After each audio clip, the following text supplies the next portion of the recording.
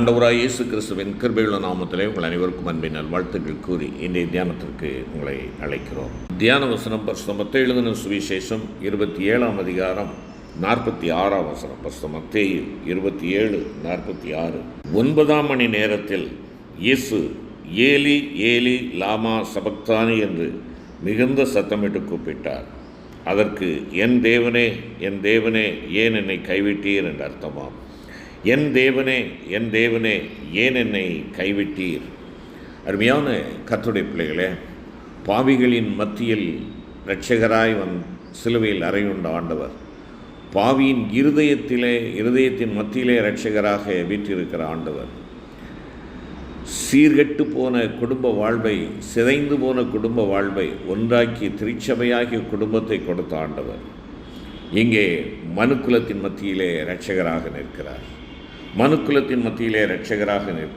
தேவன் மனுக்குலத்தின் மத்தியில் கர்த்தராகிய இயேசு கிறிஸ்து சிலுவையில் அறையப்பட்டார். ஆம், மனுக்குலத்தின் மத்தியிலே ஆண்டவராகிய இயேசு கிறிஸ்து சிலுவையில் அறையப்பட்டார். தேவனுடைய சாயலை இழந்த மனுக்குலம், தெய்வத்திற்கு எதிர்த்து நிற்கின்ற மனுக்குலம், பாவத்தின் சாபத்துக்கு ஆளான மனுக்குலம், அந்த மனுக்குலத்தின் மத்தியிலே இரட்சகராகிய இயேசு சிலுவையில் அறையப்பட்டவராக நிற்கிறார். பாவ மாம்சத்தின் சாயலானார் என்று சொல்லி ரோமர் 8:3 சொல்லுகிறது. ஆம், என்னுடைய பாவத்தின் நிமித்தமாக அந்த பாவ மாம்சத்தின் சாயலாக்கப்பட்டவராக அவர் உனக்காக எனக்காக மீட்பை உண்டு பண்ணி கொடுக்கும்படியாக ஒருவராய் ஆலையை மிதிக்கும்படியாக இங்கே நிற்கிறார். பரிசுத்தமுள்ள இயேசு கிறிஸ்து மனுஷத்தன்மையை தரித்து கொண்டார் என்று சொல்லி கலாத்தியர் 4ஆம் அதிகாரம் 4 மற்றும் 5ஆம் வசனம் சொல்லுகிறது. மனிதனால் நிறைவேற்ற முடியாத நியாயப்பிரமாணத்தை மனுக்குலத்தின் பிரதிநிதியாக தாமே முன்னின்று நிறைவேற்றுகிறார் என்பதை பரிசுத்த மத்தேயு 3:15 சொல்லுகிறது. எல்லா நீதியை நிறைவேற்றுவது நம்முடைய கடமையாக இருக்கிறது என்று சொல்லி ஸ்நானகனாகிய யோவானிடத்திலே ஆண்டவர் சொல்கிறதை நாம் பார்க்கலாம். பிரியமான கர்த்தருடைய பிள்ளைகளே, பாவ மாம்சத்தின் சாயலாக மனுக்குலத்தின் மத்தியிலே இரட்சகர் நின்று கொண்டிருக்கிறார். பாவத்தை சுமந்து தீர்க்கும்படியாக அந்த மனுக்குலத்தின் மத்தியிலே இரட்சகராக நின்று கொண்டிருக்கிறார். யோவான் 1:29 அதைத்தான் சொல்லுகிறது. உலகத்தின் பாவத்தை சுமந்து தீர்க்கிற தேவ ஆட்டுக்குட்டி என்பதாக 1:29 குறிப்பிடுகிறதை பார்க்கலாம். மறுநாளிலே யோவான் இயேசுவை தன்னிடத்தில் வரக்கண்டு, இதோ உலகத்தின் பாவத்தை சுமந்து தீர்க்கிற தேவாட்டுக்குட்டி என்று சொல்கிறார். உலகத்தின் பாவத்தை, உலகத்தாருடைய அனைவருடைய பாவத்தை சுமந்து தீர்க்கிற தேவ ஆட்டுக்குட்டியாக அவர் அங்கே காணப்படுகிறார். இதைத்தான் எசாயா 53ஆம் அதிகாரம் 5ஆம் வசனத்திலே பார்க்கின்ற பொழுது, நம்முடைய மீறுதல்களின் நிமித்தம் அவர் காயப்பட்டு நம்முடைய அக்கிரமங்களின் நிமித்தம் அவர் நொறுக்கப்பட்டார், நமக்கு சமாதானத்தை உண்டு பண்ணும் ஆக்கினை அவர் மேல் வந்தது, அவருடைய தழும்புகளால் குணமாகிறோம். உனக்காக எனக்காக நீயும் நானும் அக்கிரமம் நீங்கும்படியாக, நமக்கு சமாதானத்தை கொடுக்கும்படியாக, நம்முடைய பாவ நோய்களிலிருந்தும் சரீர நோய்களிலிருந்தும் நாம் விடுதலை பெறுவதற்காக அவர் ஒருவராய் அங்கே எல்லாவற்றையும் சுமந்து தீர்த்தார் என்று சொல்லி நாம் பார்க்கிறோம். அது மாத்திரமல்ல, பாவம் போக்கும் பலியாக அவர் அங்கே இரட்சகராக நின்று கொண்டிருக்கிறார். பாவம் போக்கும் பலியாக இரட்சகர் நின்று கொண்டிருக்கிறார். பஸ்காவாகிய கிறிஸ்து தன்னை காணிக்கையாக ஒப்பு கொடுத்தார். எபேசியர் 5:2 பார்க்கிறோம். இந்த பஸ்காவாகிய கிறிஸ்து உனக்காக எனக்காக பாடுபட்டார் என்று சொல்லி எபிரேயர் 9:26 வாசிக்கிறோம். பலியிடப்பட்டதால் பரிசுத்தமாக்கப்படுகிறோம். நீயும் நானும் அசுத்தர்களாயிருந்தோம், ஆண்டவராய் இயேசு கிறிஸ்து பலியிடப்பட்டதினாலே நாம் பரிசுத்தமாக்கப்படுகிறோம் என்று சொல்லி எபிரேயர் 10:10 கூறுகிறது.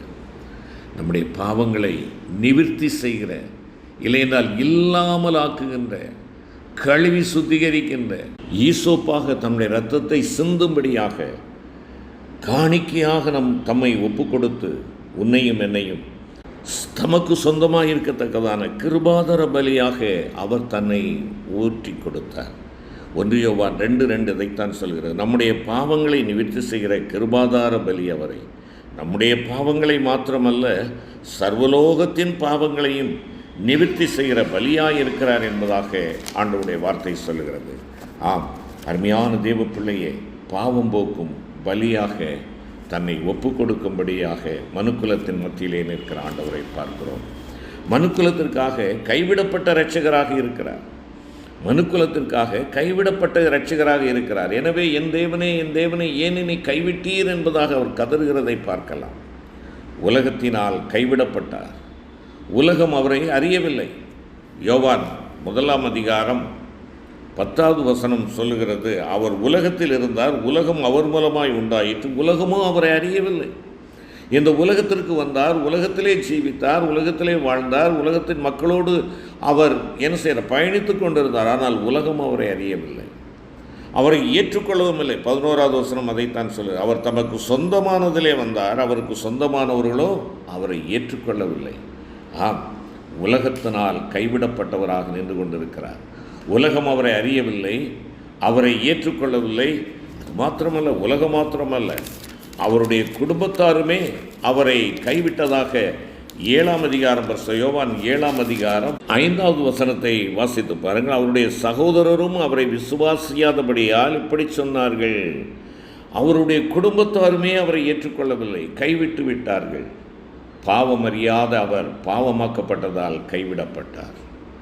பாவமறியாத அவர் பாவமாக்கப்பட்டதால் கைவிடப்பட்டார். 2 கொரிந்தியர் 5ஆம் அதிகாரம் 21ஆம் வசனத்தை வாசிக்கின்ற பொழுது, நாம் அவருக்குள் தேவ நீதியாகும்படியாக அவர் கைவிடப்பட்டார். அவருக்குள் தேவ நீதியாக இருக்கும்படியாக. 1 கொரிந்தியர் 15:56 பாவம் மரணத்தை கொண்டு வந்தது. அந்த மரணத்தின் மேல் வெற்றியை நாம் சுதந்திரித்து கொள்ளும்படியாக அவர் கைவிடப்பட்டார். பிதாவினால் கைவிடப்பட்டார். அதுதான் பரிதாபத்திற்குரியது. எப்பொழுதும் பிதாவோடு இணைப்பில் இருந்தவர், பிதாவினுடைய ஐக்கியத்திலே எப்பொழுதும் நிலைத்திருந்தவர், எல்லா காரியத்திற்கும் பிதாவினுடைய ஆலோசனை கேட்கிறவர், பிதாவினுடைய சித்தத்தை நிறைவேற்றும்படியாய் வந்தவர். இப்பொழுது அந்த பிதாவும் தன்னுடைய முகத்தை மறைக்கிறதை உணர்கிறார். என்னுடைய பாவம் அது ஒரு விளையாட்டல்ல. அருமையான தேவ பிள்ளையே, sin is not a joke. அதனுடைய பரிதாபத்தை பார். உன்னுடைய பாவம், என்னுடைய பாவம் ஒரு தோளின் மேல் சுமந்தபடியினாலே பாவத்தை பார்க்காத சுத்த கிணறாய் இருக்கிற தேவன் தன்னுடைய ஒரே குமாரனாகிய இயேசு கிறிஸ்துவை பார்க்க மறுத்துவிட்டார். கைவிடப்பட்ட ஒரு நிலை, பாவத்தை பார்க்காதவர். ஆபகுக் 1:13 அதைத்தானே சொல்லுகிறது. சர்வலோக நியாயாதிபதி நீதி செய்கிறவராக அங்கே காணப்படுகிறார். இப்பொழுது அப்பா மகன் உறவு அல்ல, தேவனும் அல்லது நியாயாதிபதியும் தண்டனைக்குரியவருமாக இருக்கக்கூடிய ஒரு சூழ்நிலை. உன்னுடைய பாவத்து நிமித்தமாக பாவமாக்கப்பட்ட அங்கே நின்று கொண்டிருக்கிறவர் பாவமறியாத பரிசுத்தர். இப்பொழுது அவர் பாவியின் ஸ்தானத்தை எடுத்துக்கொள்கிறார் உனக்காக, எனக்காக. அது நிமித்தமாய் அவர் கைவிடப்படுகிறவராய் காணப்படுகிறார். அருமையான கர்த்தருடைய பிள்ளையே, பாவத்தோடு விளையாடுவதை நிறுத்திக் கொள்ளுவோம். பாவம் பொல்லாதது. இங்கே இந்த வசனத்திலே நாம் பார்க்கின்ற ஒரு 3 காரியங்கள், 3 மறைபொருட்கள் சூழ்ந்திருக்கிறதை நாம் பார்க்க முடியும். எ கிரேட் மிஸ்ட்ரி, ஒரு பெரிய பரம ரகசியம் என்னவென்றால், த டார்க்னஸ் அரவுண்ட் த கிராஸ். சிலுவையை சுற்றிலுமாக இருள் காணப்படுகிறதை பார்க்கிறோம். சிலுவையை சுற்றிலுமாக இருள்.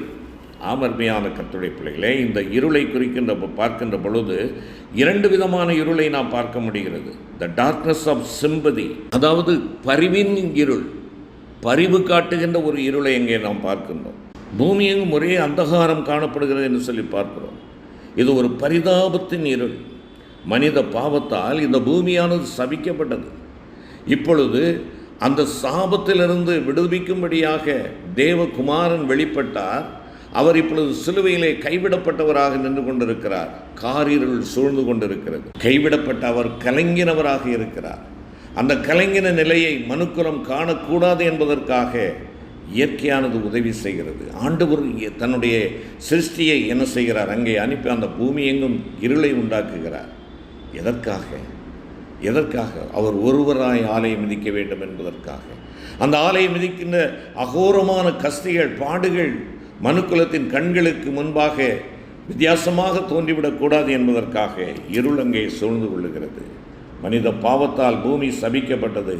இப்பொழுது தேவனுடைய இரத்தத்தினாலே அந்த சாபமானது நிவர்த்தியாகிறதற்காக ஆண்டவர் பாடுபட்டு வருகிறார். அருமையான கர்த்தருடைய பிள்ளைகளை, இன்னும் ஒரு இருளை குறித்து பார்க்கிறோம். டார்க்னஸ் ஆஃப் சாலம்டி, பக்தியின் இருள். பலியாடாக ஆண்டவராகிய இயேசு கிறிஸ்து பாவமாக்கப்பட்டார். உலகத்து தோற்றத்திற்கு முன்பாக அடிக்கப்பட்ட ஆட்டுக்குட்டி என்று சொல்லி பார்க்கிறோம். எகிப்திலிருந்து இஸ்ரவேலர்களை வழிநடத்துகின்ற பொழுது, அவர்களை பிரித்து கொண்டு வருகின்ற பொழுது 9வது வாதை 3 நாள் இருள் சூழ்ந்திருந்தது. நியாய தீர்ப்புக்கு முன்பாக இருள். இந்த 9வது வாதை முடிந்த பின்பாக அவர்கள் 10வது வாதையை சந்தித்து, அப்பொழுதுதான் பஸ்கா ஆட்டுக்குட்டி அடிக்கப்படுகிறது, விடுவிக்கப்படுகிறார்கள் என்று சொல்லி நாம் பார்க்கிறோம். ஆம், நியாய தீர்ப்பு எகிப்தியருக்கு கிடைக்கிறது, விடுதலை இஸ்ரவேலருக்கு கிடைக்கிறது. அருமையான கர்த்தருடைய பிள்ளைகளே, நியாய தீர்ப்பு, கிறிஸ்துவினுடைய நியாய தீர்ப்பு. யோவான் 12ஆம் அதிகாரம் 31 மற்றும் 32வது வசனங்களை நாம் வாசிப்போம் என்றால், பரிசுத்த யோவான் 12ஆம் அதிகாரம் 31 மற்றும் 32ஆம் வசனங்கள். இப்பொழுதே இந்த உலகத்துக்கு நியாய தீர்ப்பு உண்டாகிறது, இப்பொழுதே இந்த உலகத்தின் அதிபதி புறம்பாக தள்ளப்படுவான். நான் பூமியிலிருந்து உயர்த்தப்பட்டிருக்கும் போது எல்லாரையும் என்னிடத்தில் இழுத்துக்கொள்ளுவேன் என்றார். கிறிஸ்துவ பிரியமானவர்களே, இங்கே நியாய தீர்ப்பின் இருள் சொல்லப்படுகிறது. The Lord Jesus died for us. உனக்காக எனக்காக அவர் மரித்தார். என்னுடைய ஆக்கினையை தன்மையில் ஏற்றுக்கொண்டார்.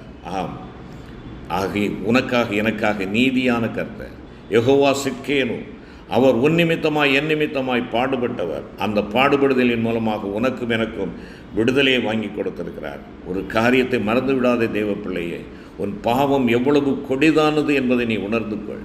உன் பாவம் எவ்வளவு விஷம் நிறைந்தது என்பதை நீ அறிந்து கொள். தேவனால் கைவிடப்பட்ட ஒரு சூழ்நிலை என் ஆண்டவராய் இயேசு கிறிஸ்துவுக்கு காணப்படுகிறது. அது என்னுடைய பாவம்.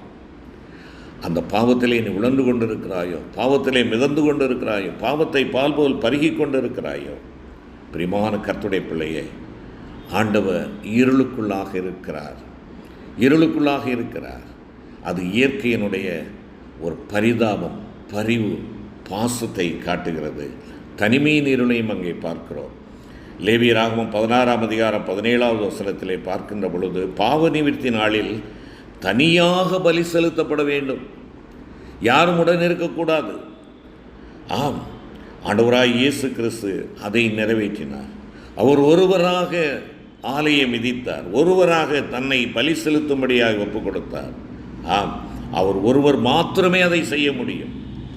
அருமையான கர்த்தருடைய பிள்ளைகள், அந்த 3 மணி நேரத்தில் என் ஆண்டவர் உனக்காக எனக்காக சர்வலோகத்தின் பாவத்திற்காக பாவ நிவிர்த்தியாக தன்னை ஒப்புக் கொடுத்ததை நாம் பார்க்கிறோம்.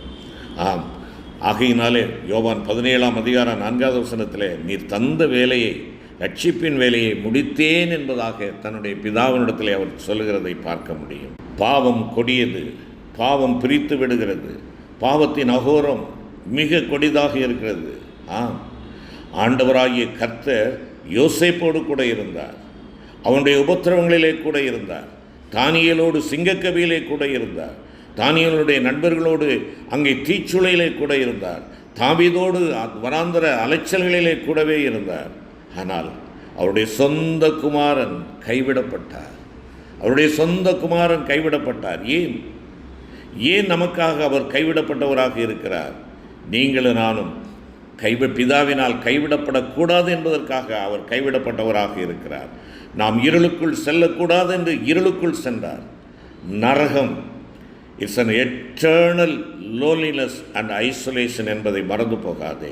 சிலுவையை சுற்றிலுமாக அங்கே இருள் இருந்தது, சிலுவையின் மேல் தனிமை இருந்தது, சிலுவைக்கு முன்பாக குருட்டாட்டம் இருந்தது. Great mystery is darkness at the cross, greater mystery is loneliness on the cross, greatest mystery is blindness before the cross.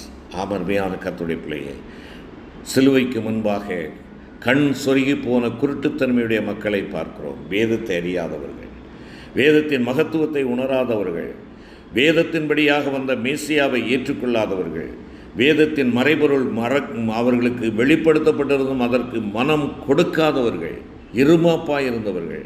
கையிலே வேதம் காண்பிக்க இரட்சகரை அவர்கள் ஏற்றுக்கொள்ளவில்லை, வேதம் காண்பிக்கும் சத்தியத்தை அவர்கள் ஏற்றுக்கொள்ளவில்லை, வேதம் காண்பிக்கும் மேசியாவை அவர்கள் ஏற்றுக்கொள்ளவில்லை.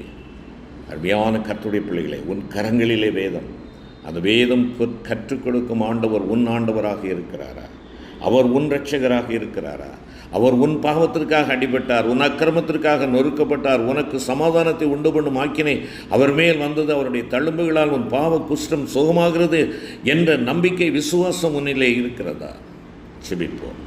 கிருபை நிறைந்த ஆண்டவரே, பாவம் கொடியது என்பதை நீர் விளக்கினீர். அந்த பாவத்தின் அகோரத்தினாலே அப்பா நீர் கைவிடப்பட்ட ஒரு சூழ்நிலையை நாங்கள் பார்க்கிறோம். ஆம் தகப்பனே, மனுக்குலத்தின் மத்தியிலே மனுக்குலத்தை மீட்கும்படியாய் இரட்சகராய் வந்து நின்றாவர். ஆண்டவரே, பாவ மாம்சத்தின் சாயலாக உம்மை ஒப்பு கொடுத்தவர், பாவத்தை சுமந்து தீர்த்தவர். எல்லாரும் கைவிட்டாலும் பிதாவும் என்னை கைவிட்டு விட்டாரோ என்று சொல்லி பாவத்தின் அகோரத்தினாலே வருந்தி வேதனைப்பட்டார். பாவத்தின் அகோரத்தை எண்ணினவர்களாக ஆண்டவரே, பாவத்தோடு நாங்கள் விளையாடாதபடி, எங்கள் தேவனை தாங்கள் திரும்ப திரும்ப சிலுவையில் அடித்து கொன்று விடாதபடி அப்பா எனக்கும் எங்களுக்கும் கிருபை தாரும். உம்முடைய மீட்புக்கு நாங்கள் சாட்சிகளாய் ஜீவிக்க அருள் தாரும். பிரேசுவின் மூலம் வேண்டிக் கொள்கிறோம் பிதாவே. ஆமென்.